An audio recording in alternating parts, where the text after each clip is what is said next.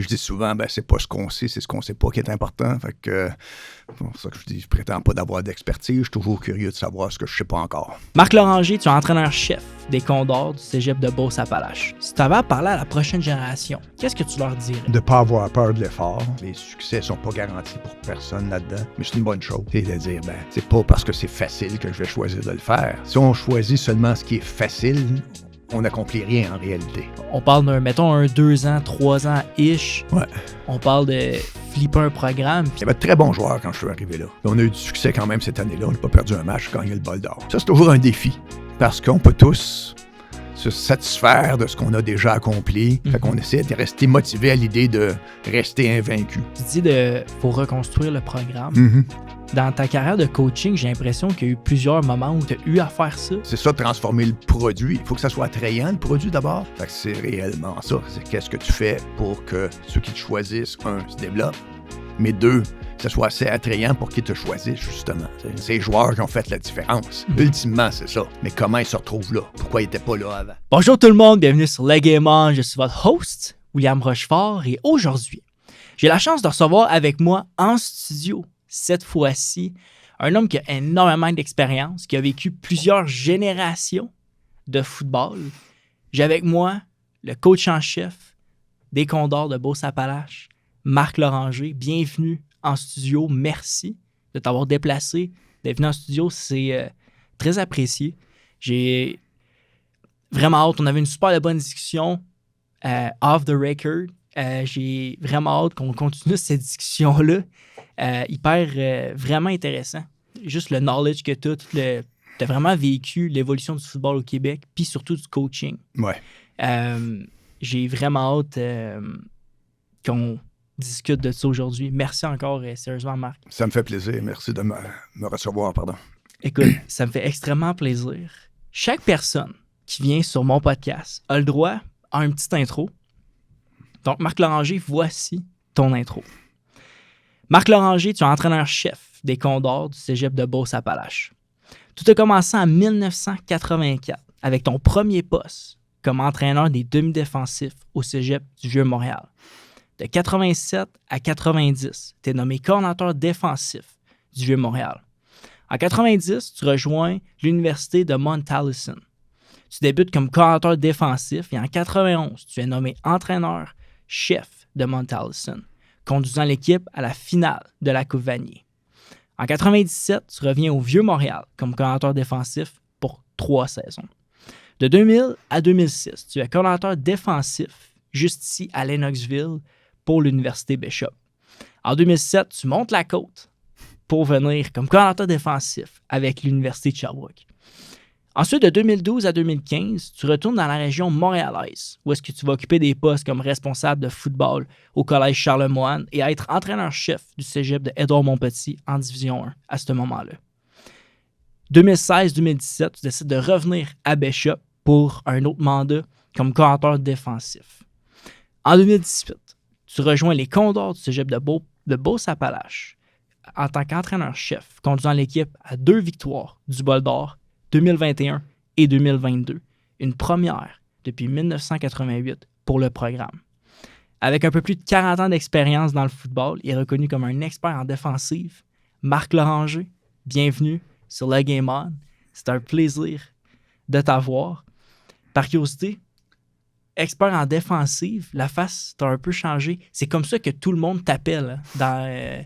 On est tous experts un petit peu, ou moi, plus ou moins à notre façon, disons, que c'est là mon champ d'intérêt principal. C'est de ce côté-là, c'est là où j'avais joué en tant que joueur, c'est là que j'ai commencé à entraîner, où la majeure partie de mes années à coacher sont passées du côté défensif du ballon. Mais des experts, il y en a plusieurs, il y en a partout. Puis je dis souvent, c'est pas ce qu'on sait, c'est ce qu'on sait pas qui est important. Fait que, c'est pour ça que je dis, je prétends pas d'avoir d'expertise, je suis toujours curieux de savoir ce que je sais pas encore.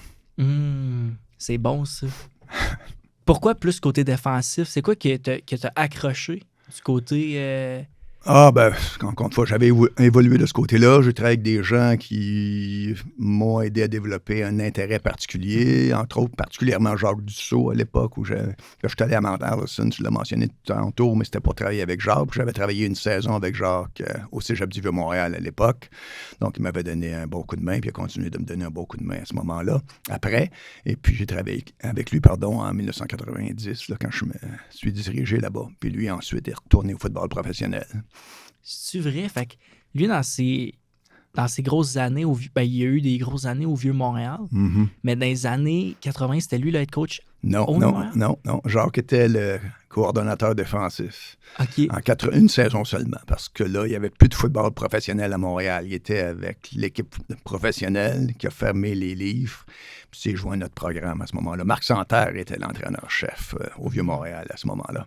Marc Santerre, c'est ça. Oui, qui était un des entraîneurs-chefs à l'Université de Montréal. Avant Danny, c'était Marc Santerre, l'entraîneur-chef à l'Université de Montréal. Ah, ouais. Puis après ça, tu allé le rejoindre à Mount Allison. Jacques, oui, c'est ça, exactement. Lui, il était là 3 saisons totales. Il était là en 89. Moi, j'étais encore au Vieux-Montréal à ce moment-là. 90, c'est ça. 89, 90. Non, c'est ça, 2 saisons, exclusivement. Après ça, en 91, il était à Montréal, avec la machine de Montréal. Ah, ouais. La nouvelle équipe. C'est ça, la Ligue mondiale de football, qui était un peu les clubs fermes des équipes de la NFL à l'époque. La CFL était là bien avant ça. Non, la CFL, ça a plus de 100 ans, cette ligue-là. Non, c'est la NFL qui avait parti en 91, une ligue où il y avait des équipes en Europe puis en Amérique du Nord. Puis au Canada, il y en avait une, c'était à Montréal. Puis Jacques est devenu l'entraîneur-chef de cette équipe-là à ce moment-là, en 1991. Ensuite, les équipes nord-américaines sont disparues. C'est devenu NFL Europe. Puis là, il n'y en a plus du tout. Ah, OK, ouais. OK, fait que les Alouettes n'est pas né de ça. Non. Il était là. Okay. Les Alouettes ont changé de nom à quelques reprises. Ça a été les Concordes aussi. Mais non, les Alouettes sont revenus de Montréal parce que les Alouettes, c'était l'équipe de Baltimore dans la CFL qui a redéménagé à Montréal. Ouais. Quand les équipes américaines de la CFL sont mortes, l'équipe de Baltimore est revenue à Montréal. Mike Pringle jouait pour l'équipe de Baltimore. Je ne sais pas si tu te rappelles de Mike Pringle qui jouait running back pour les Alouettes, qui était un joueur étoile. Là. Mais c'est une équipe américaine de la CFL qui est redéménagée à Montréal. Ouais. Hey, ça, c'est quand même hot, pareil. Ça date un peu. Ça date un peu, ouais. Ça date un peu. Mais tu m'avais dit que tu avais commencé à jouer en défensive. Ouais. D'où ça a parti le football pour toi, Marc? À l'école secondaire. Mais c'était par intérêt général. À cette époque-là, il n'y en avait pas beaucoup, bien honnêtement. Fait qu'il y avait des gens autour de moi, de la famille, des oncles qui regardaient du football. Puis ça a développé, quand j'étais tout jeune, puis ça a développé. J'ai développé un intérêt vers ça. Puis j'ai été dans une école où il y avait un peu de football. Puis c'est là où je me suis lancé vers le football un peu. Je suis ensuite allé étudier au Cégep du Vieux-Montréal. Puis parti le programme de football cette année-là. 1980. Ah, ouais. Fait que t'as fait partie de la première cohorte du Vieux-Montréal. Ouais, exact. Ouais. Aïe. C'est un peu différent quand même, ça aussi, parce que là aussi, il n'y avait rien à l'époque.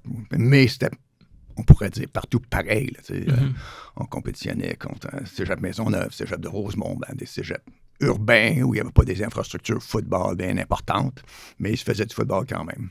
C'était une autre façon de le faire qu'aujourd'hui, disons. Tu as commencé à coacher en 84? Ouais, 84, ouais. T'as-tu joué universitaire? Un peu, 84, c'est ça. Non, moi, à l'époque, je ne suis pas allé aux études universitaires tout de suite. J'ai arrêté de jouer. J'ai travaillé un peu avec les Alouettes ou Concorde Junior à l'époque, qui était le football junior majeur du Québec. Puis j'étais allé au coaching tout de suite. C'est vrai? Ouais. Fait que ça t'a tout le temps intéressé, là, de voir coacher. Ouais. C'est la compétition, je suppose, là, puis l'impact que ça a sur les gens d'être... faire partie de cette expérience-là, je pense. Il y a encore bien des garçons que c'est l'expérience football, faire partie d'une équipe, le travail que ça requiert, la persévérance, les efforts que ça demande. Ça, c'est quelque chose qui m'attirait, qui m'a toujours attiré. Donc, quand le moment est arrivé de dire « Ah, ben là, je ne jouerai pas au football », faudrait que ça continue. C'était la façon de continuer, c'était en coachant. Puis, comme aujourd'hui, les entraîneurs n'avaient pas beaucoup, fait qu'il y avait toujours des opportunités si tu voulais coacher. C'était pas un travail, là. C'était juste pour le plaisir. C'était comme du travail bénévole pour tout le monde. Tu faisais quoi à ce moment-là? C'était quoi ta job au lieu? Au travail, j'étais à l'université à ce moment-là, mais à l'UQAM. OK. Quand j'ai commencé à coacher. Ah, nice. Puis quand tu as commencé à travailler... Non, j'ai commencé au vieux, vraiment. Ouais. C'était au vieux que ça a parti pour moi. Ouais. Ah, ouais. Ouais. Comment tu as eu ta shot? J'ai fini de jouer. J'étais allé, comme je l'ai dit, un petit peu avec les équipes juniors. Au Vieux-Montréal avait besoin d'aide. Moi, l'entraîneur de l'époque, on était proches. Puis, il voulait m'aider, je pense. Je dis souvent, le football, on l'aime plus qu'il nous aime. Il y a toujours des gens qui disent, on a plus besoin d'eux qui ont besoin de nous, même parmi... Mais lui, il savait que j'avais besoin de ça, probablement. Puis, il l'a fait pour m'aider. Puis, j'avais la piqûre. Fait que je pouvais aider aussi, évidemment, parce que j'étais prêt à en faire, pas compter les heures, puis avoir du plaisir à le faire quand même. Puis, c'est ça que tu avais besoin à l'époque, parce qu'il n'y avait pas d'entraîneur à temps plein. Même l'entraîneur-chef? Non. C'était tout le monde. Il n'y a personne à temps plein dans le football scolaire à l'époque. Là. C'était chez les équipes universitaires uniquement. Puis les équipes universitaires de l'époque, c'était en anglais. C'était à McGill, c'était à Concordia, c'était à l'Université Bishops.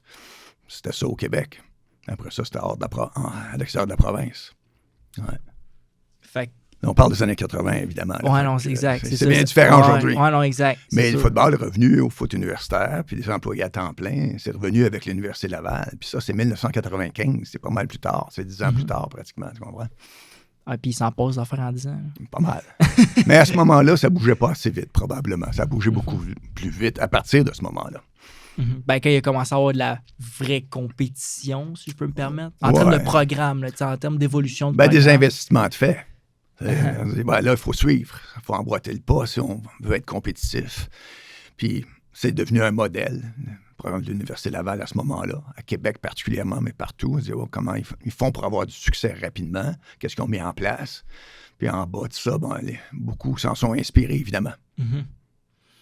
Aïe, fait que ça veut dire que tu arrivais dans un cégep comme le Vieux-Montréal, tu voulais partir un programme de foot, fallait que un passionné... Des passionnés, c'est sûr. Juste un grand passionné de foot qui travaille pas nécessairement à l'école. Salut, moi j'aimerais ça partir un programme à votre école. Mais c'était vrai partout, ça. À l'époque, le premier, c'était Michel Arsenault, qui ensuite il était avec le programme pendant très longtemps. Il a fait toute sa carrière, là. Mais il était le premier entraîneur-chef.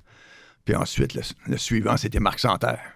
Qui était connu, qui a eu beaucoup de succès au Vieux-Montréal, puis ensuite était à l'Université de Montréal.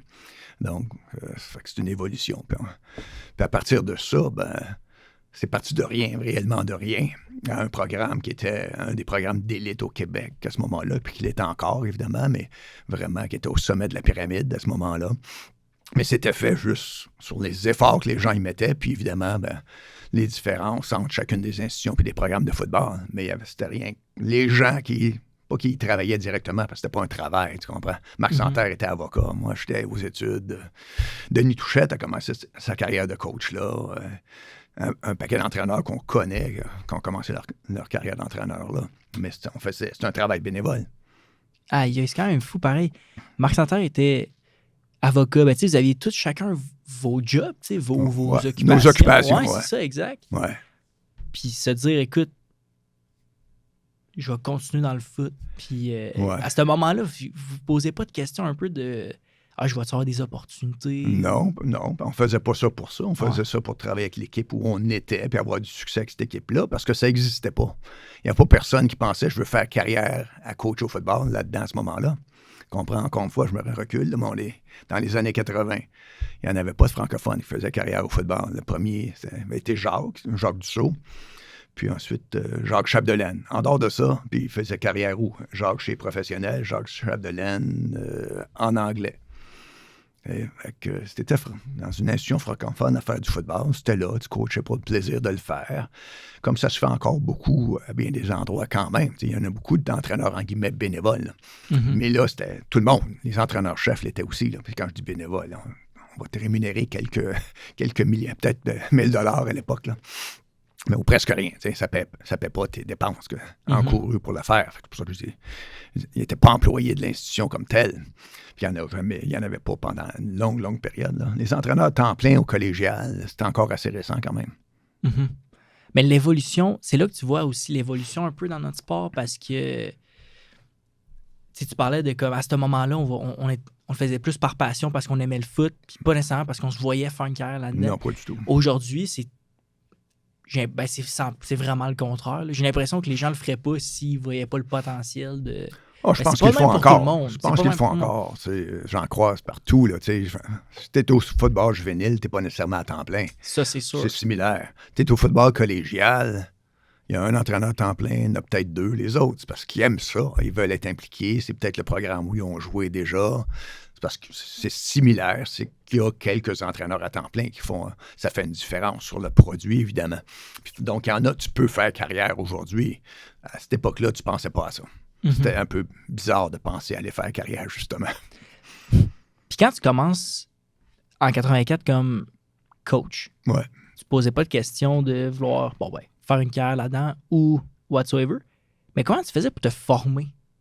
Tu travaillais avec les autres. Encore une fois, moi, j'ai travaillé avec Jacques Dussault, qui était, lui, un des le parrain du foot au Québec quand même, là, sur le plan de celui qui a fait carrière le plus longtemps puis a eu une grande influence. Il y avait quelques programmes. Au Québec, encore une fois, on oublie d'où ça vient. Il y a des gens que j'ai nommés. Denis Touchette, Marc Santerre. Tu peux penser à Pierre Vercheval, qui est dans le milieu pareil. Tous ces gens-là, à l'époque, ils étaient passés par un programme au Québec. C'était en français, c'était au Diablos de Trois-Rivières. Puis après ça, ça se passait ensuite dans diverses universités où il y avait des francophones, que ce soit à McGill, que ce soit à Concordia, que ce soit à Bishops. Puis il y en a, comme Glenn. Glenn a commencé sa carrière, lui, à l'Université Bishops, en réalité. Mais il n'était pas à temps plein, là. C'est ça, tu travaillais pour essayer de te créer une carrière à ce moment-là, pour ceux que... Mais là, c'est un petit peu plus tard, évidemment. Début des années 90, peut-être, fin des années 80. Mais ça débutait, parce que c'était dans les institutions anglophones, les universités anglophones, où tu avais une chance de faire une carrière. Les autres, tu faisais ça par pur plaisir, là, puis tu aimais la compétition, tu continuais. Tu jouais plus, mais tu pouvais compétitionner encore. Encore une fois, je me répète, mais tu vois ça encore aujourd'hui. De mes entraîneurs, c'est ça. Mais ils ne font pas les mêmes heures qu'à l'époque parce qu'un Marc Santerre qui arrivait du bureau puis passait toutes ses soirées au cégep puis tous ses week-ends à y travailler, à l'époque, pour nous, c'était normal. C'était notre milieu. Je ne sais pas si les autres ailleurs faisaient la même chose, mais c'était ça. C'était comme ça. Parce qu'on voulait avoir du succès. On voulait que l'équipe gagne. On voulait transformer ce programme de football-là. Puis Marc aidait beaucoup de jeunes à cette époque-là aussi. Ils les accrochaient au football, mais ils les accrochaient à l'école en même temps. Mm-hmm. Est-ce que tu penses que cette mentalité-là, c'est une des choses qui te suit encore le plus? Surtout en avançant en âge. À un moment donné, tu te dis, OK, je suis plus vieux que leurs parents dans bien des cas. Mm-hmm. Pour moi, c'est mes enfants, puis on va être rigoureux. Par contre, on va être exigeant, on va leur demander de faire des choses qui ne sont pas à la mode nécessairement aujourd'hui, le genre d'efforts qu'ils ont à faire, la discipline qu'ils ont besoin d'avoir. Mais je pense que c'est bon pour eux. Je leur dis souvent, tout ce qu'on va vous demander de faire, c'est bon pour toi. Même quand tu n'aimes pas ça, à l'exception d'une chose, puis cette chose-là, c'est celle que tu veux faire, c'est jouer au football. Parce que ça, physiquement, c'est pas nécessairement bon pour eux, évidemment. Mm-hmm. Mais dans le reste, c'est ce qui mène à ça, ça les prépare à bien d'autres choses. Puis c'est ce que je disais un petit peu plus tôt. On m'a donné une opportunité, moi, à un moment donné, j'avais besoin de ça quand même. Mais j'ai appris bien des choses de ça, pas rien que la période où j'avais joué, mais quand j'ai pu commencer à coacher, être autour de ces gens-là qui ont une influence importante sur ma vie en général, pas rien qu'au football. Mm-hmm. Comment tu as eu ta job à Mount Allison? Moi, j'ai travaillé au Vieux-Montréal. Ouais. Je travaillais, encore une fois, entre guillemets, là. On était bénévole, mais j'ai été en 86... le football professionnel s'est arrêté à Montréal. Puis Jacques Dussault était un des entraîneurs de l'équipe professionnelle de Montréal, puis est venu travailler avec nous. Il est devenu notre coordonnateur défensif. Fait qu'évidemment, moi, j'ai travaillé étroitement avec lui pendant cette année-là. Et puis, lui, ensuite, s'est retrouvé dans les provinces maritimes, d'abord à l'Université Acadia, avec Sonny Wolf, qui était avant ça à l'Université McGill. Mais Sonny Wolf était l'entraîneur-chef à l'Université Acadia, venait de Montréal. Et puis, Jacques travaillait avec Coach Wolf. Puis ensuite, en 89, 89, l'emploi d'entraîneur-chef à Mount Allison était ouvert. Jacques est parti d'Acadia pour aller à Mount Allison. En fait, une saison là qui a été difficile. Et puis, nous, j'étais au Vieux-Montréal à ce moment-là, on jouait au Bol d'Or cette année-là. Puis Jacques venait recruter, évidemment, mais on se connaissait. Il me parlait de « serais-tu mon assistant l'année prochaine? » Fait qu'en janvier, j'étais allé, ou avant les fêtes, avant Noël même, j'étais allé voir à quoi ça ressemblait. Puis en janvier, j'étais là. Aïe, aïe. Ouais. Mais encore là, il ne faut pas penser que c'était un travail à temps plein. Ou en tout cas, pas rémunéré à temps plein. C'est quand même fou, pareil. Hein, t'arrivais, là, t'as quand même sauté un step. T'es arrivé à l'université, U-Sport. Ouais. Puis. Je parlais pas anglais non plus, pratiquement. Fait que t'as appris ton anglais là-bas. Sur le tas, ouais, c'est ça. Comme t'as dû le faire en allant à l'école. C'est ça. C'est malade, ça. Ouais. Puis, dans le fond, ce que je comprends, c'est que t'as été. Parce que t'as été assistant, mais ensuite, t'es tombé coach en chef. Ouais, Mount Allison, ouais. J'étais assistant une saison avec Jacques. Parce qu'après ça, c'est là que lui, il est retourné à Montréal pour reprendre son opportunité. Puis il t'a demandé de prendre c'est ça. Jacques, après la saison, assez rapidement, il se développait un projet dans la NFL qui était la Ligue mondiale de football. Puis Montréal a eu une concession. C'était la Machine de Montréal en 91. Puis Jacques est devenu le premier entraîneur-chef de la Machine de Montréal. No way. Puis moi, je me suis retrouvé entraîneur-chef à Mount Allison après une saison foot universitaire. Un peu rigolo, mais encore une fois, à ce moment-là, c'est pas tout le monde qui courait après ces emplois-là. Non, exact. Ces emplois-là, pardon. Ça, c'est sûr. Mais tu vois, j'ai vu un article, puis je te cite là-dedans. Tu dis, lorsque je suis arrivé à Mount Allison, l'équipe venait de connaître une saison sans victoire. Ouais. 2 ans plus tard, nous étions à la finale canadienne. J'ai vécu la même genre de situation au Cégep du Vieux-Montréal, à l'Université de Sherbrooke. Rien n'est impossible. Lorsqu'on y croit, mais il faudra travailler fort pour continuer à faire progresser le programme. Je sais que tu as dit ça quand tu es arrivé au Condor. Mais moi, ce qui m'intéresse de savoir, c'est quoi les mentalités de coach, les stratégies que tu enseignes à tes joueurs dans des moments comme ça? Quand c'est difficile, évidemment, on parle de persévérance, mais on parle de plaisir que ça nous apporte, les petites victoires, évidemment. Mm-hmm. Pour moi, pareil, quand tu n'as pas beaucoup de succès sur le terrain, il y en a des joueurs qui vont avoir du succès individuellement, pareil. Généralement, on parle du collectif. Mais là-dedans, une équipe, c'est formée d'individus pareils. Puis il y en a qui ont du succès sur le terrain, puis évidemment, tu veux mettre ça en valeur. Il y en a qui vont atteindre des objectifs qu'ils ne pensaient pas qu'ils étaient atteignables, tant sur le plan scolaire que sur le plan sportif pour eux individuellement. Ils continuent à jouer après. Christopher m'a donné un exemple. Je suis arrivé en Beauce. Christopher Fortin est arrivé là l'année précédente. Moi, je l'avais croisé parce que je coachais l'équipe du Québec. Il était sur la ligne offensive de l'équipe du Québec en même temps que Mathieu Bergeron. On avait 2 pas trop mal quand même. Mais là, quand je suis arrivé, lui était déjà là. Je le connaissais, donc. Mais il était avec une équipe qui n'avait pas remporté un match cette année-là, qui n'avait pas remporté un match la saison d'avant. Ça va être difficile, probablement. Mais Christopher Fortin a eu un scholarship, a joué dans NCAA, était le premier choix des Stampeders de Calgary, était le centre partant des Stampeders de Calgary cette année. C'était un succès pareil, tu comprends? Mm-hmm. Mais il était à un endroit où c'était difficile, mais il n'a pas abandonné. Puis on a réussi à l'aider suffisamment pour que ça fonctionne. Fait que là, c'est quelque chose d'évident. Je parle de lui parce que, il joue chez un professionnel, mais il y a un paquet d'autres succès à l'intérieur de ça. Il faut juste que tu accumules assez de jeunes qui sont passionnés de ça, qui ont assez d'habileté physique aussi. Mais il faut que tu trouves, toi, personnellement, une motivation autre que juste la victoire, parce que ça ne sera pas assez. Ça va venir progressivement, mais ça demande bien des efforts. Fait que c'est ce que tu disais, c'est ça qu'on a vécu avec Michel Arsenault, mais avec Marc Santerre au Vieux-Montréal. À l'Université de Sherbrooke, je suis arrivé là avec André Bolduc. C'était pas une équipe qui était dans les playoffs, c'était pas une équipe de série. Puis à la fin, on était en haut du classement, pareil, avec l'Université Laval, puis c'était nous ensuite. Donc c'était important quand même, le cheminement qu'on avait fait. En boxe, c'était ça aussi. Là. C'était une équipe, comme je l'ai dit, qui n'avait pas gagné un match dans les 2 saisons précédentes avant que j'y arrive. Puis ça n'a pas été facile non plus à mon arrivée, parce qu'il fallait d'abord transformer le programme, mais leur donner confiance en même temps, ceux qui étaient des bons joueurs. Un autre exemple, David Dallaire était là, terminait sa carrière, mais c'est le fullback des Alouettes aujourd'hui. Il y avait quelques bons joueurs. Là, on n'était pas entièrement démunis, mais autour d'eux, on manquait de talent. Tu dis qu'il faut reconstruire le programme. Mm-hmm. Dans ta carrière de coaching, j'ai l'impression qu'il y a eu plusieurs moments où tu as eu à faire ça, ou du moins tu as fait partie de certaines solutions. Tu as mentionné ici à l'Université de Sherbrooke, mais tu sais, même à Mount Allison, que la première année que tu as été coach en chef, ouais. Tu Tu te rends à Couvagny. Ouais, ben l'année précédente, on s'est dit, OK, ils n'ont pas gagné l'année d'avant, déjà là, puis ça se voyait pourquoi. Encore une fois, il y avait des joueurs de talent, mais il en manquait un peu. Jacques était venu d'Acadia, puis il y avait quelques joueurs qui étaient transférés d'Acadia qui l'avaient suivi. Okay. Là. Ça avait, sur le plan du personnel, ça avait aidé beaucoup, bien honnêtement. Mais après ça, il manquait beaucoup de choses. C'est-à-dire, sur le plan des infrastructures, c'était en arrière des autres. Il n'y avait pas beaucoup de moyens financiers. Il fallait le faire différemment. Puis il disait, OK, encore... Je devais être naïf à ce moment-là, mais je disais, OK, faut trouver des solutions. Il faut transformer ce qu'on a, mais avec très peu de moyens, bien honnêtement. Fait que ça, c'était la façon de faire. C'était toujours, OK, qu'est-ce qu'on peut faire de plus avec le peu qu'on a déjà, pour nous rendre un peu différents, nous rendre plus attrayants, en faire plus pour ceux qui sont là, les aider un peu plus dans leur développement, nous permettre d'avancer. Ça, on a fait un paquet de choses avec très peu à ce moment-là. Ça nous a permis d'avancer quand même. Puis ensuite, ailleurs, c'est un peu toujours ça. C'est les efforts qu'il faut y mettre. Puis évidemment, les investissements. C'est où je suis aujourd'hui, la même idée derrière ça, mais des investissements financiers beaucoup plus grands. Mm-hmm.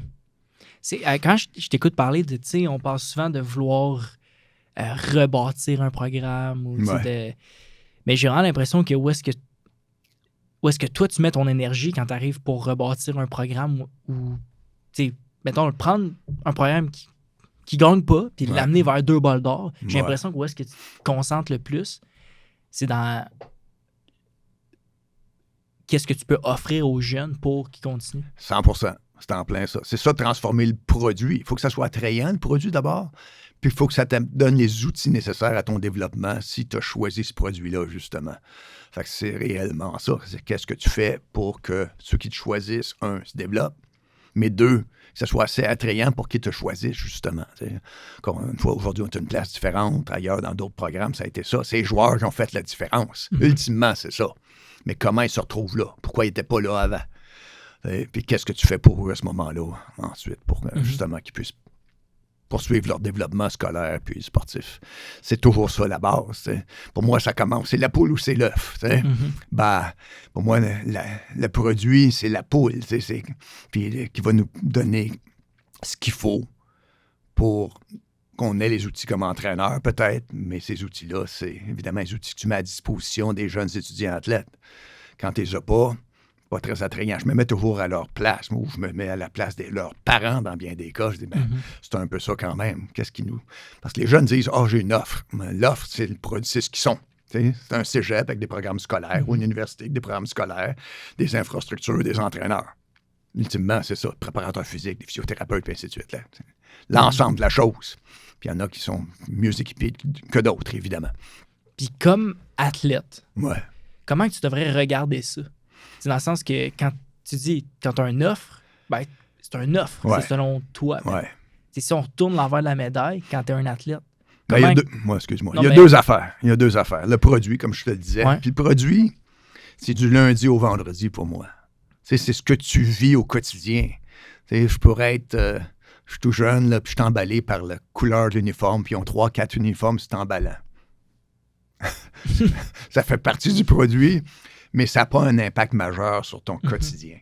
Es-tu au bon endroit? Est-ce qu'on s'occupe de toi dans toutes les conditions, blessé, comment on prend soin de toi, dans ton développement, tes entraîneurs, dans ta préparation physique au football, on passe 3 mois et demi sur le terrain. Le reste de l'année, on fait quoi? On se développe sur le plan scolaire, puis sur le plan physique, particulièrement au collégial, c'est essentiel. Ça se fait aux autres niveaux, là. Mais on commence à travailler avec des jeunes adolescents, puis on finit avec des hommes. Puis là, on est les deux qui se côtoient sur une même équipe. Mais il faut que les jeunes adolescents qui arrivent deviennent des hommes. Il faut que tu leur donnes ces outils-là, dans l'ensemble. Puis c'est pas juste l'aspect physique de la chose, là, comment ils approchent les choses, leur maturité, dans tous les sens du mot. Fait que ça, pour moi, c'est essentiel. Fait que le produit d'abord, pour dire, ensuite, c'est le monde. En anglais, je dis ça. We're in people's business. On travaille avec le monde. Fait que qui va t'entourer? Moi, comme entraîneur-chef qui m'entoure sur le plan du personnel, dans notre cégep, mais après ça, dans notre vestiaire. Et quand je parle du vestiaire, moi, je parle pas des murs qui nous entourent quand on est dans le vestiaire, je parle des gens qui sont là. C'est les gens qui vont faire la différence. Mais encore une fois, il faut que ton produit soit suffisamment attrayant pour attirer certains des meilleurs ou qu'il soit d'une assez bonne qualité pour les amener à jouer à un très haut niveau assez rapidement. Puis en avoir le plus grand nombre possible, parce que dans notre sport, ça en prend à tous les postes, ça en prend plusieurs. La réussite passe par un grand nombre de joueurs. Puis après ça, c'est l'influence que tes vétérans ont sur les nouveaux venus, puis ainsi de suite, que ça se reproduit progressivement d'année en année. Mais à la base, c'est ça, c'est de transformer le produit. Puis ensuite, ça va attirer les gens dont tu as besoin pour avoir du succès. Puis eux, ils vont avoir du succès parce que tu as un produit de qualité. Je dis souvent, pas souvent, à chaque fois que je rencontre un joueur que je recrute, ses parents, je dis, on est le produit, vous êtes les clients. Une fois que vous nous choisissez, si vous nous choisissez, on devient des partenaires dans cette aventure-là. Là, la mission devient différente. C'est-à-dire que vous savez ce que vous choisissez. Vous savez que ça vient des obligations de votre part, le genre d'effort qu'on va vous demander. Mais nous, on s'engage aussi. Donc, on prend nos engagements envers vous aussi. Puis ensuite, on travaille ensemble à la réussite scolaire de l'étudiant-athlète, de la réussite sportive, de l'étudiant-athlète individuellement. Mais quand on se réunit, le vestiaire, là, c'est le succès collectif dont on parle. Puis ça passe pas nécessairement par toi tout de suite. Ça peut prendre un certain temps. C'est comme ça que je vois ça continuellement. Puis qu'on l'exprime d'ailleurs tout le temps. Ça a l'air de quand même bien marcher. Ouais. On va en parler justement un peu plus loin là, de comment tu as amené justement les Condors à être reconnus encore. Ouais. Une autre fois, parce que c'est un programme à l'époque qui était assez reconnu. Tu l'as dit tantôt que la majorité des joueurs sortaient. Ils allaient jouer en Beauce parce qu'il n'y avait pas de cégep à Québec, il y avait du football. Ouais. Donc, ça, c'était quand on se parlait avant l'entrevue, mais tu as raison, exactement. Ouais. C'était ça. C'était un cégep de région, mais à l'époque, les cégeps de région pouvaient avoir beaucoup de succès parce que dans les centres urbains comme Québec, puis Saint-Georges était plus près de Québec, évidemment, que Montréal, là, il n'y en avait pas de football collégial. C'est les équipes qu'on connaît d'aujourd'hui qui sont en D1, et puis en D2, Lévis qui était en D1 il y a quelques années. Il n'y avait pas de football, là. Et le football collégial à Québec, au début, c'était au petit séminaire de Québec. Puis ensuite, le programme collégial est allé à Garneau, qui était le premier football. Puis ensuite, d'autres emboîtent le pas. Donc là, tout d'un coup, aujourd'hui, c'est un des endroits où se fait le meilleur football collégial quand même au Québec. C'est la région de Québec, dans la région de Montréal, mais après ça, en région, à divers endroits, pareil. Mais c'est ça, il n'y en avait pas. Donc, les jeunes qui voulaient faire du football, qui étaient d'un centre urbain, quittaient la maison pour aller vers Saint-Georges. Et une fois que c'est mis en avoir de haut niveau à Québec, il y en a qui ont fait le chemin inverse. Parce que là, le programme avait à se transformer. Ça n'a pas été fait encore, malheureusement. Dans toutes ces années de football-là que tu as eues, où est-ce que tu as gagné des championnats, tu t'es rendu à des Coupes Vanier, tout ça, y a-t-il des moments marquants qui t'ont marqué de ces fameux championnats-là, que tu te rappelles, que tu dis, ça m'a fait grandir ou... Il y a une année où on n'a pas gagné le championnat, mais on a développé une certaine assurance pareille. Ma première année à Mount Allison avec Jacques. L'année précédente, c'est une équipe, encore une fois, qui n'avait pas gagné un match. Mais cette année-là, on a battu St. Mary's, qui était classé numéro 1 au pays quand même. Puis ça avait créé un engouement autour de notre programme, puis autour de l'université. Puis les appuis sont devenus plus importants quand même à ce moment-là. C'était Chris Flynn qui était carrière à St. Mary's, puis était à Coupe Vanier l'année précédente. Puis on réussit à les battre. Ils nous avaient battus en série ensuite, là. On avait une victoire au homecoming à domicile contre St. Mary's. C'est ça, pour eux, c'était un exploit. Ça avait été marquant pareil parce que ça développait, encore une fois, une confiance autour de ce programme-là. Puis pour moi qui étais nouveau dans le milieu pareil, ça m'avait été utile. En dehors de ça, le reste, ça vient avec. C'est les joueurs pour moi. Fait que pour le reste, on l'a fait au Vieux-Montréal, où on était parti de rien quand même. Les gens ne se rappellent pas de ça, mais on avait construit avec, évidemment, pas je. C'est Marc d'abord et avant tout qui était là, Michel, Marc ensuite, qui a fait en sorte que ce programme-là est devenu un programme d'élite qui gagnait, qui était invaincu dans certaines saisons, puis qui allait jusqu'au bol d'or en D1, puis gagnait le bol d'or. C'est Marc Santerre, puis le monde qui avait réussi à réunir autour de lui. Ensuite, avec André Bolduc à l'Université de Sherbrooke, qui avait un programme qui compétitionnait bien, mais qui ne veut pas aspirer à aller jusqu'au bout, on a réussi à faire quelque chose qui était vraiment très compétitif à ce moment-là.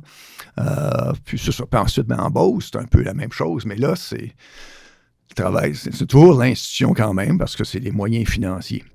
En Beauce, c'est un endroit où il n'y avait pas investi dans le football depuis très longtemps. Puis à ce moment-là, j'ai eu la chance d'arriver où c'était difficile, mais où ils choisissaient d'investir. En tout cas, il y avait des projets. honnêtement, je ne serais pas là aujourd'hui si ces projets-là ne seraient pas concrétisés. Puis ça demande des investissements. Mais au moins, la direction me demandait quel devrait être le plan à suivre pour faire en sorte que ça marche ici encore, comme ça a déjà marché à une autre époque. Puis je parle pas d'aller en D1 parce qu'ils ont été en D1 ou 3 à l'époque.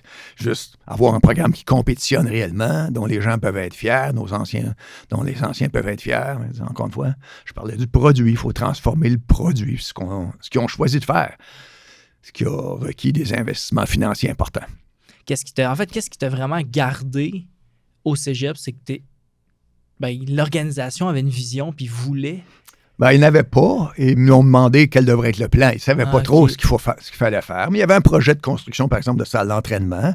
Mais dans les cégeps, quand on parle de projet, tu ne sais pas quand ça va se produire. Moi, j'étais là pour une saison initialement. Mais au printemps suivant, après ma première saison, la construction de cette salle d'entraînement-là débutait. Puis en janvier ou en février suivant, on y avait accès. Malheureusement, c'était la pandémie, là. Mais quand même, ça s'est fait. Puis c'est un investissement d'au-dessus de 2 millions. C'est pas peu, là, parce que moi, j'étais une institution au Cégep Beauce-Appalaches, campus de Saint-Georges, où présentement, il y a 1400 étudiants. À ce moment-là, c'était peut-être 1200. C'est une toute petite institution. C'était pas peu. Mais ce dont on avait parlé aussi, c'est de dire, OK, ça prend une infrastructure, mais on veut aussi créer quelque chose qui ressemble, disons, à un programme sportif de jour quand même, une concentration sportive, on dirait, dans une école secondaire. Fait qu'on voulait qu'une partie du sport se fasse le jour. Fait qu'on a la préparation physique, OK, on a une infrastructure. Est-ce que nos étudiants athlètes y ont réellement accès? Parce que j'en ai vu d'autres cégeps où ils ont des infrastructures, mais ils ne sont pas accessibles. Fait que là, oui, c'était accessible pour un. Puis deux, ça prend du personnel. On veut que nos étudiants athlètes, c'était pas je te remets un programme d'entraînement, j'espère que tu t'entraînes quand tu auras de la disponibilité. On a des préparateurs physiques temps plein, 2. Oh, encore une fois, un autre investissement, mais moi je leur avais parlé d'un, il y en a 2 maintenant. Mais c'est un investissement important. J'étais aussi le seul entraîneur à temps plein au football à ce moment-là. C'est vrai? À Saint-Georges. Mais là, il y a un autre entraîneur à temps plein au football, un de nos kinésiologues et un de nos entraîneurs aussi, donc ça s'est multiplié. Donc ça requiert des investissements financiers. Ça, j'aurais pas pu faire ça. Puis si ça n'avait pas été fait, je sais pas s'il y aurait encore du football à Saint-Georges, bien honnêtement. Mais, parce que, à un moment donné, tu peux pas y aller saison après saison, investir un peu là-dedans, puis pas remporter une victoire. Plus ça va, plus ça se dégrade, plus ça avance, plus l'intérêt diminue à l'interne, mais aussi chez les gens que tu peux recruter, plus la tâche devient ardue et difficile. Fait que là, je me disais, il faut avoir un meilleur programme. Encore une fois, le produit, il faut qu'il soit supérieur à la majorité de nos adversaires, pas seulement sur le terrain, là, mais les gens du milieu où ils font du football collégial. Il faut que notre produit s'y compare avantageusement dans la plupart des cas. Ce qu'on a réussi à faire, je pense. Quand même vraiment impressionnant pour vrai, parce que 2021 étant retour de COVID, premier bol d'or. Fait que tu sais, 2018, 2019, 2020, on la continue. On n'a pas compétitionné. Tu sais, on parle d'un, mettons, un 2 ans, 3 ans-ish. Ouais. On parle de flipper un programme, puis avec les cégeps, qu'on parle de des cohortes qu'à toutes les, je pense, 1 an et demi ou 2 ans, tu as complètement une nouvelle équipe. Oui, c'est ça. C'est toujours un cycle d'un tiers. Tu perds presque le tiers de ton équipe à chaque année. Nous, il y avait de très bons joueurs quand je suis arrivé là. Je l'ai mentionné tout à l'heure, là, des gars qui jouent chez les professionnels aujourd'hui dans certains cas. Mais il en manquait beaucoup aussi autour d'eux. Fait que ça n'a pas été... pas en claquant des doigts. Les premières saisons ont été difficiles. On avait été rétrogradé à ce moment-là en Détroit, mais l'année de la pandémie. Donc, il n'y a pas eu de saison. On aurait été très bon en Détroit à ce moment-là. On ne savait pas ensuite ce que ce serait. Parce qu'évidemment, on avait une classe de recrutement qui n'avait pas joué au collégial encore, là, même 2 l'année suivante. Donc, toutes les équipes étaient jeunes. Puis on a eu du succès quand même cette année-là. On n'a pas perdu un match, gagné le bol d'or. Ce qui est bien pareil, même si tu es en Détroit, tu joues contre qui tu joues. Puis nous, un cégep de région, un petit cégep, ça ferait partie de l'identité. Ce serait plus normal, mais en toute honnêteté, si c'était un cégep de Détroit. C'est rien que le produit, on l'a transformé, puis ça nous permet d'être une équipe hautement compétitive en D2. Puis ensuite, la saison suivante, on se disait, il faut reproduire la même chose, puis même mieux. Puis ça, c'est toujours un défi, parce qu'on peut tous se satisfaire de ce qu'on a déjà accompli, gagner un peu facilement, puis une journée, là, on se présente pas. Fait qu'on essaie de rester motivé à l'idée de rester invaincu. Puis évidemment, aller c'est jusqu'au bon, bout. Parce que c'est toujours, moi, je dis toujours à nos joueurs, il faut que tu gagnes le dernier match que tu joues dans une saison. C'est une saison ordinaire, mais tu remportes le dernier match que tu joues, au moins tu quittes sur un sentiment de devoir accompli. C'est agréable. Les joueurs ont le sourire après une victoire, même dans une saison difficile. Puis si t'es dans les séries, ben, c'est se rendre jusqu'au bout, puis c'est un match qui reste, puis c'est pas le perdre. Puis c'est là le défi quand même, parce que pour nous, au total, c'était 22 matchs de suite sans défaite. Puis ça, c'était important. Puis la deuxième année, 8 des 11 matchs qu'on a joués, ils étaient en temps continu, en running time. Je ne sais pas si tu es familier avec les règles de running time. Il faut que tu mènes par plus de 35, 35 et plus. Fait que 8 des 11 étaient là. Fait qu'on disait, OK, là, on avait mis ce produit-là en place pour être attrayant auprès des jeunes, d'abord de notre communauté ou autour. Mais là, on se dit, si on gagne trop facilement, c'est pas nécessairement bon. Parce que les meilleurs joueurs cherchent un niveau de compétition élevé. Ils vont se dire que c'est trop facile dans ce niveau-là de compétition. C'est à ce moment-là qu'on se dit, il faut retourner en D2, ce qui s'est fait. Puis ça nous aide évidemment aujourd'hui. On est un produit un peu différent parce qu'on évolue dans une autre ligue aussi, évidemment. C'est quand même vraiment cool la façon comment vous l'avez amené de toujours gagner le dernier match, rester invaincu. Parce que c'est vrai que c'est facile de partir la tête avec la tête enflée, de dire on a gagné, on est encore bon. Mais... Ouais, mais on ne parlerait pas de ça aujourd'hui si on avait perdu le dernier match. Exactement. C'est parce que les gens, on se rappelle rien de la dernière équipe qui a gagné. Puis souvent, on oublie même qui était leur adversaire, tu comprends? Puis l'équipe qui a perdu est aussi déçue que les équipes qui ont perdu la semaine d'avant, puis la semaine d'avant, puis qui a perdu le dernier match en saison régulière. C'est tout pareil. C'est des êtres humains qui ont perdu un match. Qu'ils soient au bol d'or ou en demi-finale, en quart de finale, le dernier match de la saison régulière, ultimement, c'est tout pareil. Et moi, j'ai coaché les équipes du Québec. On a gagné plusieurs championnats avec les équipes du Québec. Mais on en a perdu aussi. Cette journée-là, le match de la médaille de bronze se joue aussi. Curieux, c'est curieux, mais l'équipe qui gagne la meilleure médaille de bronze, si toi, tu as perdu le match de la médaille d'or, donc tu remportes la médaille d'argent, ils partent de là, eux autres, bien heureux. Puis toi, tu as joué pour la médaille d'or, mais tu l'as perdu, puis tu pars de là bien déçu. C'est tout le temps ça. Si tu ne gagnes pas le dernier match, ultimement, puis il n'y en a pas d'autres, tu n'as pas de chance de te reprendre. En saison régulière, ça va. Mais une fois que c'est le dernier, en saison régulière, mais le dernier match que tu vas jouer parce que tu ne fais pas les playoffs, ou tu es dans les séries, ultimement, c'est de gagner le dernier. Tu ne gagnes pas le dernier, le reste ne veut rien dire en ce qui me concerne. J'adore ça. C'est vraiment une bonne façon de l'amener. Puis, écoute, ça a paru, je pense, avec la transition. Est-ce que ça a été compliqué? C'est qui a fait la demande pour dire on veut aller en Division 2? Parce que ça a l'air compliqué, là, les changements. C'est aux 2 ans que ça se fait au football collégial. Motion, démotion. Donc ça, c'est important. Puis après, ton institution doit choisir, dire, moi, je veux passer au prochain niveau. Fait que c'est pas moi, mais moi, je le suggérais parce que je m'inquiétais un peu sur le plan recrutement, bien honnêtement. Les bons joueurs de la région, ce qu'on avait mis en place, c'était pour eux. Puis là, je croyais qu'on s'apprêtait à les perdre parce que le produit, en guillemets, à ce moment-là, le niveau de compétition semblait pas assez bon à ce moment-là. Puis je dénigre pas la Division 3. C'est pas que pour nous, à ce moment-là, on gagnait assez facilement. Puis on s'inquiétait. On entendait autour de nous que, là, il va aller jouer en D1 ailleurs ou il va aller jouer en D2 ailleurs, mais il ne restera pas à la maison pour jouer en D3. Ça nous inquiétait. OK, ouais, ça fait du sens. Puis de toute façon, j'ai suivi pas mal le cégep collégial cette saison-ci, puis vous étiez tout le temps dans la compétition. Là. Ouais. Surtout que pendant un moment dans la saison, il y avait 4 équipes qui avaient le Mindbreaker. Ça, c'était... Ça s'est fait pas agressivement, par contre. Là, c'était à notre 3e année. Quand on est arrivé de la D3, on avait de très bons joueurs, mais pas en assez grand nombre. On n'avait pas de profondeur. À certains postes, malheureusement, on manquait de qualité quand même. T'es arrivé en D2... Je te le rappelle, motion d'émotion, tout le monde en même temps. Il y a 2 équipes de la D1 qui arrivent en D2, puis nous, on était l'équipe de la D3 qui arrive en D2. Puis, à ce moment-là, il y avait 11 équipes, je crois. On ne jouait pas contre tout le monde. Mais curieusement, nous, on jouait les 2 équipes qui arrivaient de la D1, évidemment, sur notre parcours. Fait que c'était une saison assez difficile où je pense qu'on a remporté 2 matchs cette année-là. L'année d'après, on était en série sur la route. Cette année, on était dans les équipes de tête qui recevaient un match de série. Fait que la prochaine étape, c'est gagner le dernier match. Ça, c'est ce qui reste à faire pour nous en ce qui me concerne. Tu as eu beaucoup d'expérience en défensive. En ce moment, tu es impliqué. Tu es coordonnateur défensif en ce moment? Oui. Comment tu fais pour construire? C'est quoi les bases d'une bonne défensive? Les joueurs.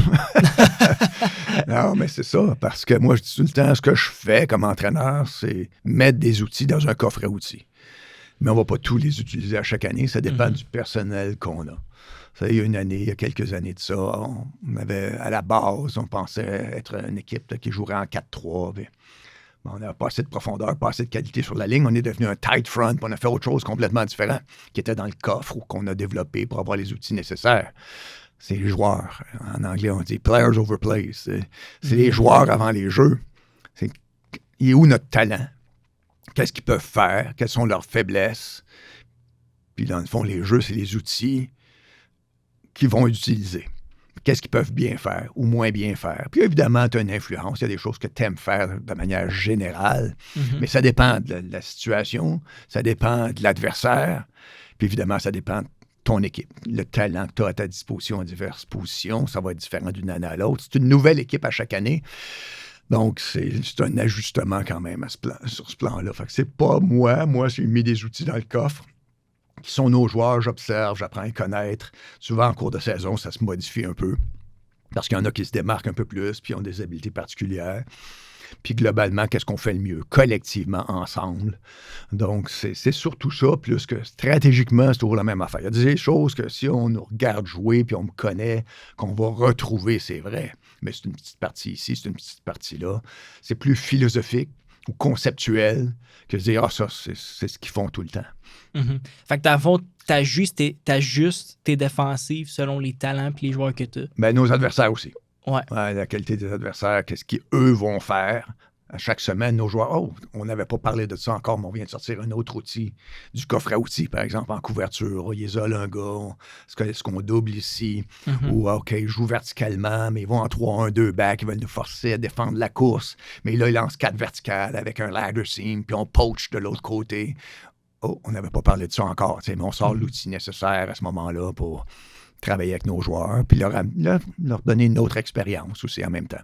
T'es-tu assez technique dans tes playbooks de défensif? Ben, le playbook, il n'y a pas grand-chose. On en met le minimum parce que je veux forcer nos joueurs à prendre des notes continuellement. Fait que c'est plus, voici ce que c'est. On indique quelle technique est jouée à ce moment-là de base, mais après ça, à l'intérieur de ça, le reste, il faut qu'ils prennent des notes continuellement. Ce qu'on espère qu'ils font, parce que quand ils apprennent à prendre des notes, évidemment, il faut que tu conceptualises ce que tu entends. Tu vas répéter chaque mot. Fait qu'il faut déjà que tu y songes, puis que tu aies compris pour être capable de le mettre sur papier. Fait que on espère. Ça ne marche pas toujours. Avec certains, ça prend un peu plus de temps. Il y a plus de questions, mais tu sais comment ça fonctionne. On va installer, on est en classe. On va ensuite aller le faire sur le terrain, puis on va le mettre sur film. Puis si on est chanceux, on a déjà du film de ce qu'on installe. Mais la boucle se referme. Ah, puis ça n'a pas été sur le terrain, mais c'est correct, on l'a sur film. Là, on le corrige, là, il se voit en action, dans ces actions-là. Puis là, ils peuvent, à un moment donné, se corriger eux-mêmes. Moi, c'est ce que je souhaite toujours, c'est est-ce qu'ils sont rendus à un niveau où ils peuvent être leur propre coach? Quand ils ont le film de disponible 15 minutes après la pratique, est-ce qu'ils peuvent s'observer, pas juste trouver le bon jeu qu'ils ont fait, mais se corriger généralement là, dans toutes leurs actions? Je pense que c'est une bonne technique. Juste parce que, comme tu dis, ça te fait déjà travailler, ça te fait déjà y penser. Ouais. Fait que déjà, en partant, ça te force d'essayer de le comprendre. Ouais. Mais aussi, c'est que, à part le foot, c'est que c'est très transférable à l'école. Il n'y a pas de doute. En tout cas, c'est vraiment une bonne technique. D'écrire à la main, c'est très utile. Parce qu'encore une fois, il faut que tu y songes à ce que tu vas écrire. Il faut que tu conceptualises. Donc, tu as déjà une certaine compréhension de ce que tu écris. C'est vraiment utile si tu veux mémoriser certaines choses, là, puis l'apprendre. C'est je pense, pour moi, la meilleure façon de le faire. Mais évidemment, ils sont tous différents aussi. Il y en a qui vont être visuels. Il y en a qu'il faut qu'ils le fassent avant. Il y a un cheminement, mais c'est pour ça que ça passe de ce qu'ils voient en classe, au tableau, mais en même temps, ce qu'ils entendent, exact. Ce qu'ils voient peut-être sur un écran quand ils le voient sur film. Ils vont le faire sur le terrain ensuite, puis ils se voient le faire bien ou moins bien. Tu as été joueur assez longtemps, par exemple. C'est-à-dire, souvent, tu as dû croire que ton coach qui corrigeait sur le terrain se trompait ou tu avais l'impression que tu avais bien fait ce qu'il te demandait de faire, mais tu ne te voyais pas. Parce que moi, je dis, les joueurs n'ont pas de mauvaises intentions. Ils veulent bien le faire. mais tu les corriges, puis ils pensent que c'est de la critique. Jusqu'au moment où ils se voient sur film, ils s'aperçoivent que, oh, tu avais raison. Je pensais pas que c'était ça que je faisais. Fait que c'est toujours ça. Faut boucler la boucle. C'est l'avantage aussi de la technologie. Aujourd'hui, on peut tout avoir sur film rapidement, puis ils peuvent visionner tout ça. Ça aide beaucoup. Le développement du foot est ailleurs aujourd'hui. Effectivement. Surtout que, tu sais, des fois, ça arrive, des moments de même, tu as un peu d'ambiguïté, de comme, tu sais. Bien sûr. Puis il y a tout un peu d'hésitation, surtout quand tu rentres des nouveaux jeux et tout ça, mais... Ouais, mais même dans la technique, là. C'est d'avoir le bon pied en avant, là, puis t'es convaincu que j'avais le bon pied en avant, puis je l'ai fait le coacher sur mon dos. Tu comprends ce que je veux dire? T'as peut-être eu des coéquipiers comme 100%. ça, là. Ben non. Parce que si on te coach, en tout cas dans mon cas, si je te coach puis je te le dis, là, c'est parce que c'était pas ça. Fait que puis c'est pour ça que j'aime avoir des preuves sur film, par contre, parce que sinon, ça peut potentiellement créer des conflits. Puis après ça, je passe à, ben regarde, tu veux que je te le dise quand ça va pas puis que je te corrige, ou tu préférais que je te parle pas? Puis je te parle pas, ça veut dire que je te coach pas, puis si je te coach pas, ben, ça veut dire que tu peux pas jouer. Parce que y a pas de... Non, je suis pas en train de t'aider dans ta transformation. Fait que généralement, ils sont réceptifs quand même, mais ça prend un certain temps. Il faut s'habituer à ça, être corrigé continuellement, puis comprendre que tu as des bonnes intentions, moi je le comprends. Je suis d'accord avec toi, mais là, tu peux commettre des erreurs, puis ça va arriver, moi j'en commets. Je ne suis pas à l'abri de ça non plus. Exact. Ça, ils veulent entendre ça aussi, généralement. Chez nous, le lundi, c'est le jour de vérité. On revoit le match précédent, tu comprends? On corrige particulièrement les erreurs, parce que c'est ça qu'il faut faire. Ce qu'on a bien fait, ça compte, il faut s'en servir, mais il faut corriger les erreurs qui ont été commises. Puis dans certains cas, je dis là, ça, c'est de ma faute. Parce qu'il faut être prêt à dire ça aussi, ça va arriver. C'est pas que les joueurs, c'est l'ensemble. C'est encore une fois, mais c'est le film qui nous aide, parce que même pour nous, ensuite pour leur dire, ben là, ici, j'ai fait erreur, j'aurais pas dû faire ça à ce moment-là, il faut vous demander de faire ça. Ça vient avec, parce que s'ils font des erreurs et tu les corriges, il faut que tu sois prêt à admettre que tu vas en faire, puis tu es prêt à dire que faut que ça soit corrigé pour la prochaine fois, pour pas qu'il y en ait de prochaine fois, justement. Je pense que c'est la beauté aussi du sport, là, surtout du football, c'est que ça force les gars à être coachable. Les gars qui... À les garder accountable. Il faut que tu sois responsable de tes actions, mais encore une fois, tu l'es quand? Tu vas l'être seulement si tu peux voir quand même que tu fais réellement des erreurs. Sinon, si tu crois, dur comme fer, que tu as fait ce qu'il fallait, puis tu le sais pas, autrement dit, ben là, il faut qu'il y ait un moyen d'y démontrer. C'est bien qu'ils veulent être coachés, mais encore une fois, c'est la perception et la réalité, parfois, sont deux choses. On aurait la même conversation ici aujourd'hui avec d'autres gens autour de la table, ils vont retenir diverses choses de ça. C'est la même chose sur le terrain avec les joueurs. Mais je dis aux joueurs, devenez des coachs. Et on est dans des éducatifs. Je dis, observe les autres. Quel coaching point tu lui donnerais pendant que tu observes? Parce que, encore une fois, je travaille avec des entraîneurs qui disent, si j'avais su ça quand je jouais, j'aurais été meilleur. Ils savaient, ça leur fait dire probablement, c'est qu'ils n'ont pas retenu tout ce qu'ils se sont fait dire, tu comprends? Fait qu'on voit ça continuellement, mais encore, comme je te le disais tout à l'heure, tu espères avoir des joueurs qui deviennent leur propre coach, qui aident leurs coéquipiers en apportant des correctifs quand même, parce qu'ils observent, pareil comme moi, puis les amener, quand ils observent, à être meilleurs indirectement. Ça crée la compétition interne, ça fait que... Ouais, mais c'est pas de la critique, toujours. C'est non, juste, exact. J'ai vu ce que le coach te dirait, je l'ai vu. Là, c'est ça. Ce qu'il te répète continuellement, je le vois. Puis quand je vais aller le faire, là, pour eux, c'est plus dur, justement, de pas faire parce que tu sais, hein, tu l'as acquis, dans le fond, en observant, en ayant fait toi-même, en ayant fait les mêmes erreurs, mais là, tu l'observes chez d'autres. C'est là que tu en prends réellement possession en ce qui me concerne. Puis là, tu peux être une certaine aide pour ton entraîneur, mais pour ton coéquipier aussi. Puis lui, la même chose à l'inverse. C'est pas une critique dans ce cas-là, c'est juste qu'on s'entraide. Il faut le voir différemment. Pour les Condors, c'est quoi vos valeurs de programme? Pour moi, c'est d'abord et avant tout, là, traiter les gens autour de nous de la bonne façon. Souvent, il y a des clichés partout. Là, c'est famille, puis c'est ceci, puis cela, mais c'est d'agir réellement comme des gens qui vont s'entraider. Tu regardes à ta droite, regarde à ta gauche. Il faut que tu puisses faire confiance à ces gens-là, mais il faut que ces gens-là puissent te faire confiance aussi. Fait que le respect est un facteur, une chose majeure en ce qui nous concerne. Tu te respectes toi-même et tu respectes tes coéquipiers. Puis dans ce cadre-là, ça veut dire que tu vas faire tout ce qui est possible pour connaître du succès. Parce que tu ne veux pas laisser tomber les gens autour de toi. Fait que c'est l'effort, c'est le respect, c'est l'effort, c'est la ténacité. est-ce que c'était la vision que tu avais quand tu es arrivé? C'est ça dont on parle tout le temps. C'est parce que ça demande de la persévérance, ce qui n'est pas populaire de nos jours. On glisse à gauche, à droite facilement. Si on passe à autre chose très facilement. Dans notre sport, tu ne peux pas faire ça, tu ne réussiras pas. Puis l'échec fait partie de ce qu'on fait. Puis c'est bien, parce que quand on n'a pas eu d'échec, c'est pas normal. Là. Ça veut dire que la barre est trop basse. Le standard n'est pas assez élevé. Fait qu'il faut que tu fasses à l'idée que tu vas subir des échecs. Donc, dans un programme de football où les joueurs sont nombreux, c'est pas tout le monde qui va jouer régulièrement, c'est pas tout le monde qui va jouer aussi souvent qu'il voudrait jouer. C'est une forme d'échec pour ces joueurs-là. Ils étaient tous des joueurs réguliers avant pour leur équipe juvénile, par exemple. Mais c'est correct, c'est comme ça que tu grandis jusqu'à un certain point, puis que tu développes des opportunités, la sagesse nécessaire qu'il faut pour avoir la discipline, l'humilité qu'il faut pour être un joueur qui va performer à un haut niveau. Ça arrive instantanément, trop facilement, il y a des dangers à ça. Parce que généralement, la barre ne sera pas assez élevée pour toi. Ça arrive-tu souvent dans des... De moins en moins. Moins en moins? De moins en moins. Moi, je coach en défensive chez nous. Il y a 3 ans, on avait 3 joueurs sur les 12 partants qui étaient... On ne fait pas jouer que 12 joueurs en défensive, mais il y avait 3 nouveaux partants. L'année dernière, il n'y en avait pas un. Puis l'année prochaine, il va-tu en avoir? Je ne sais pas. Tu comprends? Parce que la compétition vient de l'interne quand même.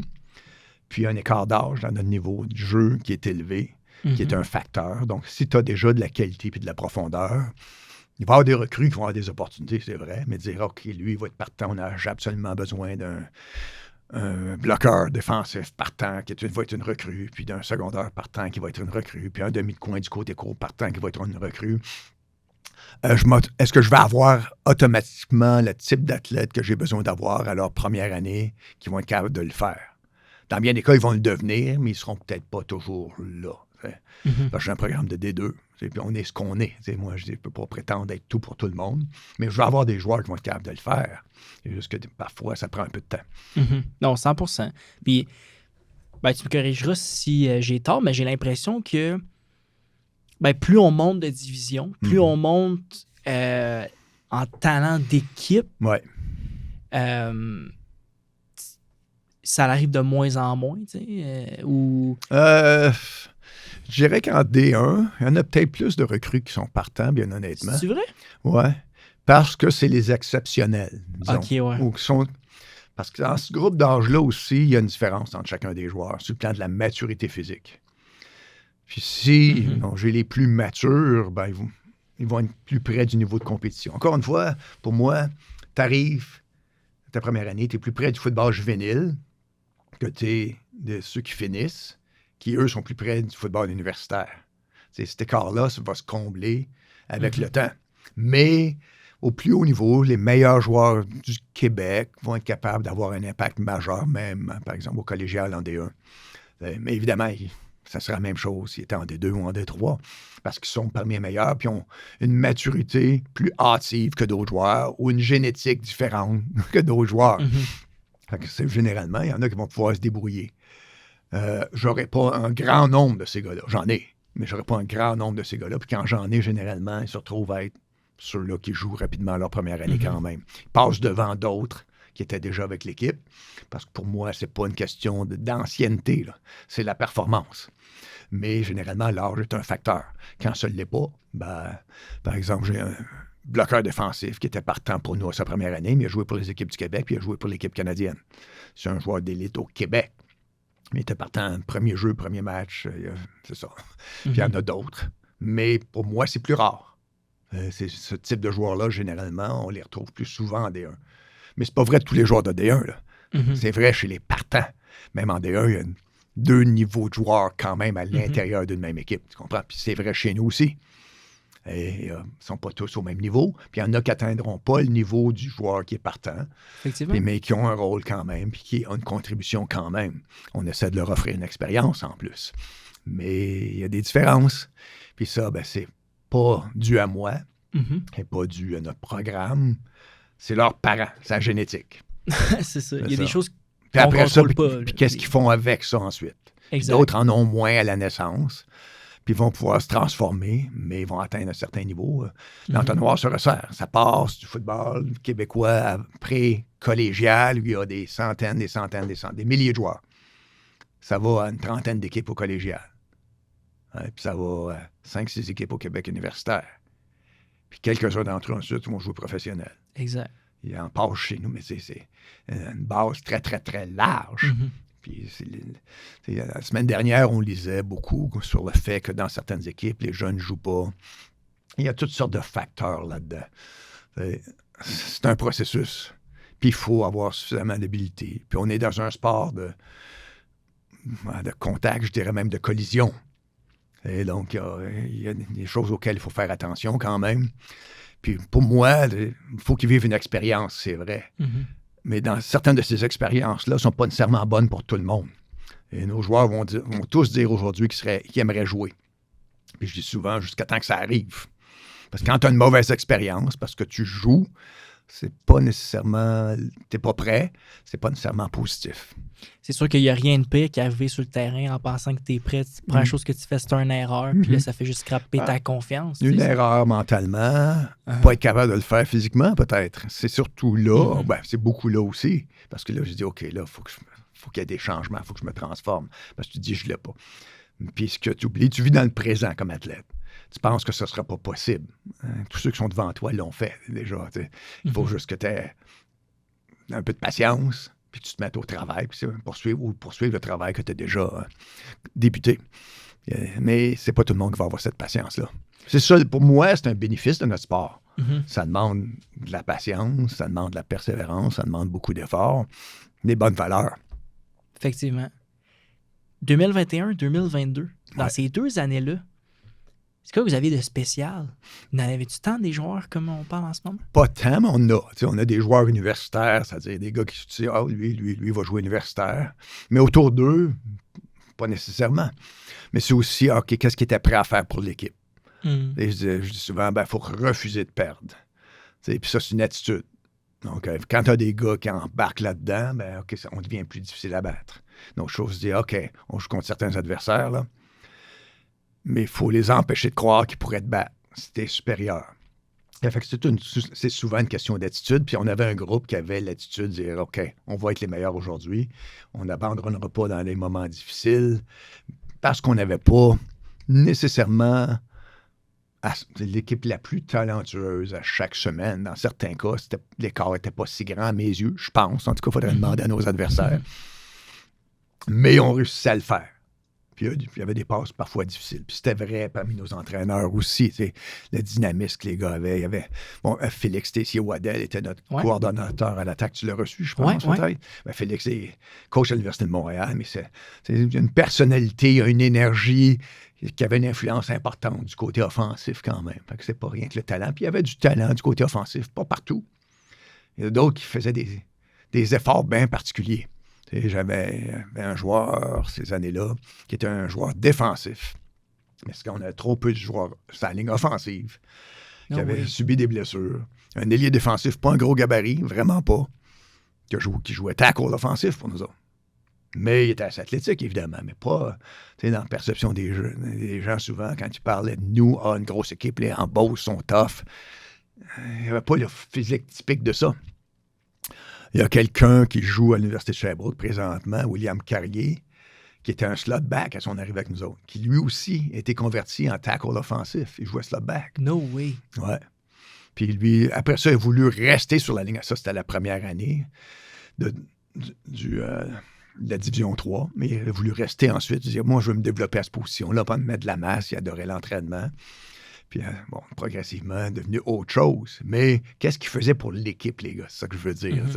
Qu'est-ce qu'il était prêt à faire? Il était prêt à lever la main n'importe quand, ou quelle tâche il faut accomplir, puis aller le faire si on a besoin de le faire. Pour l'équipe, là, à ce moment-là, en ce qui concerne le jeu. Paquet de joueurs. Un autre qui était carrière, qui est arrivé en même temps que Thomas Jean, devenu un halfback partant pour moi, en défensive. Lui coach aujourd'hui, parce que c'est un passionné de foot. Fait que c'est ça, on avait encore une fois, là, les gens, les joueurs qui sont différents, puis l'énergie qu'ils mettent, puis est-ce qu'ils embarquent dans le projet parce qu'ils y croient. Puis ils ont choisi de le faire. T'sais. Pour moi, c'est ça, c'était en Détroit, c'est vrai, mais d'avoir 22 victoires de suite, C'est pas En se rien. rendant jusqu'au Ouais. championnat et en trouvant un moyen de le gagner, c'est bien pareil. Exact. Parce qu'encore une fois, ce qu'on oublie, c'est pas, OK, la meilleure équipe, non, c'est tous les efforts qui ont été faits pour que ça se produise, qui est satisfaisant. Je reviens à ta question plus tôt, tu sais, les moments satisfaisants, ça en est un particulier. Ben, la première, parce que c'est un programme qui venait tellement de loin, mais c'était en Détroit, puis je dis, OK. Après, le vrai défi, c'est de continuer à gagner, pas en perdre une. Mhm. Fait qu'on s'était mis ça en tête. Puis de réussir à le faire, c'était bien pour notre groupe quand même, collectivement. C'était une satisfaction quand même qui était importante. Puis, refuser de perdre, ça va plus loin que juste refuser de perdre le samedi. T'sais. Ah non, c'est sûr. Mais après ça, les efforts que tu vas faire aussi rendus au Exact. samedi. Et OK, il y a des joueurs que tu vas voir en défensive qui vont poursuivre, qui vont aller faire des jeux. Là. Mais des fois, tu te dis, ça arrivera. C'est presque impossible, puis ils le font. Mhm. OK, là, c'est ça l'attitude. Puis là, c'est là où l'écart se crée, où il y a une différence. J'ai-tu le droit de te demander ton âge, Marc? J'ai 62 ans. 62 ans. Ouais. T'as l'air en forme, 62. Ouais, moi, j'ai déjà couru des marathons. C'est vrai? Je reste actif pareil. J'essaie de rester en forme. Faut que tu sois un exemple aussi quand tu peux, un peu. Là, je suis pas dans la forme que j'aimerais être présentement, mais moi, j'ai de l'énergie encore parce que c'est toujours une préoccupation. Il peut y avoir un peu d'âgisme dans ce que tu fais, tu sais. La plupart des entraîneurs que tu vas croiser, c'est des gars, dans certains cas, que j'ai coachés moi-même, tu comprends? Ben, c'est vrai. Puis je peux recruter des joueurs que j'ai coachés leurs parents. Mhm. Ça fait de moi un gars vieux, tu sais. Moi, j'oublie ça complètement parce que je me sens pas physiquement abîmé. Je sais que j'ai la même énergie. Mhm. Je suis différent dans ma tête par rapport à ce qu'on fait. Tu comprends? Je suis plus un parent que le coach avec le couteau entre les dents, puis gagner à tout prix. Puis faire tout ce qu'il faut, mais c'est rien que la victoire. Pour moi, c'est plus large que ça. C'est des succès pareils, mais il y en a d'autres que ceux sur le terrain exclusivement. Fait que c'est ça. Il y a peut-être un petit peu de sagesse. Pas beaucoup en moi, là, mais il y en a un petit peu encore. Ben, je pense qu'on peut la sentir. Parce que, pourquoi que je te demandais ton âge? Parce que j'ai envie de savoir pourquoi tu continues de coacher. Je suis un marathonien, moi. C'est toujours difficile. C'est ça que j'aime de ce qu'on fait. Parce que c'est difficile. Il n'y a pas de garantie. Tu sais, pour moi, là, on a gagné 2 bols d'or, mais en D3.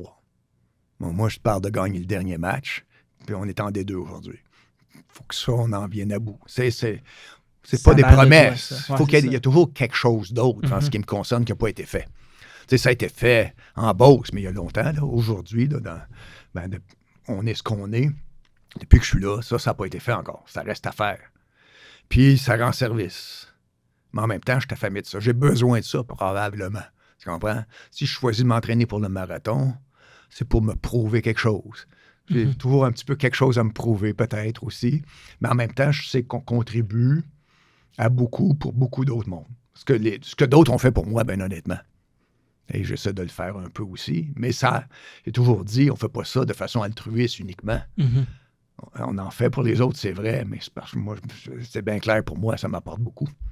Tu sais, je ne serais pas là-bas en bas, je serais ailleurs à le faire avec d'autres. C'est pas même, je serais à la retraite, je le ferais encore probablement. Tu comprends? Parce que ça m'apporte encore quelque chose.